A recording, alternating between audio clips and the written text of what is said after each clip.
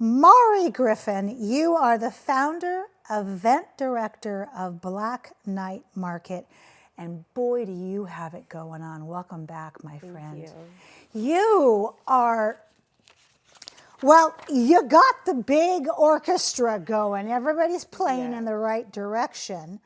And then you decided to take it a step further. But before we show that, we're going to talk about just what is the black market and what inspired you. And we've got some footage we're going to roll. And what's its mission before we get into what you've been doing? The Black Night Market is a platform for BIPOC businesses, artists, and culture. I was inspired by my community and wanting to create new experiences and economic opportunities. So our mission is to highlight talent, foster community, and create economic opportunities. Wow, that is impressive. This footage is incredible in the sense of food, clothing, popcorn. You cover everything. And then there's also an element of where there's performance. We just saw someone doing spoken word. So it's not just what you can do with your hands, it's what you can do with your heart as well. Tell me what is new since you were last on this couch. So we've expanded into an actual event production company. So we started with just the marketplace, but now we have other events under our belt. So we have workshops, a business brunch, we have a jazz show, we have our soul food festival, and we have our open mic Poetry After Dark, along with helping and assisting other organizations with producing events. Oh my goodness, that is incredible. And I'm gonna blow the whistle on you. I've also seen you on social media advertising classes and seminars where people get to sit at your feet and get to listen to how you did this. I cannot tell you what a gift that is. Thank you so much for being so vulnerable and so secure in yourself. And you may say, well, I'm not, but you are, because you're covering topics like imposter syndrome, which everybody who is an overachiever has that. They think that they're going to be fired, they're going to be found out, but they're really achieving at great lengths in terms of what they're giving back. And you are helping them be comfortable with that.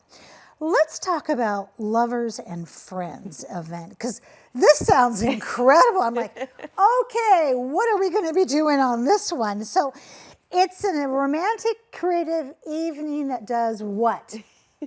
So it's a romantic date night for singles and couples. Okay. There's a poetic concert component where there's 5 poets and 5 R&B singers, along with a saxophone player. There's also a buffet and date night activities. So it's just like a date night post-Valentine's event, highlighting R&B and poetry. Look at this. Okay, so I have to ask you, was it like 3:23 in the morning when you went, aha, this is my next one? Honestly, it probably was. I kind of thought about that. And I think also this next one, which is the Black Art Soiree, it's jazzy. Was that also like maybe a 4 in the morning? Yes. Tell us about that. This event is highlighting jazz. So we have jazz musicians, we have R&B and jazz singers, and then we have art vendors and food trucks. So it highlights jazz, poetry, and just art. And there's a vibe to that. Yeah. I mean, okay, speaking of vibe, look at this. Yes, and it was a night for people to actually dress up too, so it was really nice to see everyone dressed up and having a good time. Oh my gosh, and I have to say for me, I grew up in an opera jazz home, and I also grew up in a home where you read the book, you watched the play. If there was poetry, you didn't go right to the movie, ever. And that's all a part of this vibe that's coming up here. God, your posters just kill it. Thank you. Who does your posters? I do. Oh my God. Okay, she's also going to show you how to do posters. Now, when you were here last time, Soul Food Festival had not launched. It was our first one. How was it? It was amazing. We seen 300 people every hour. There was a lot of people, like, look at the video. There's so many people. There was like at least 2 vendors who did not sell out completely, Oh my but they gosh. only had a couple items left.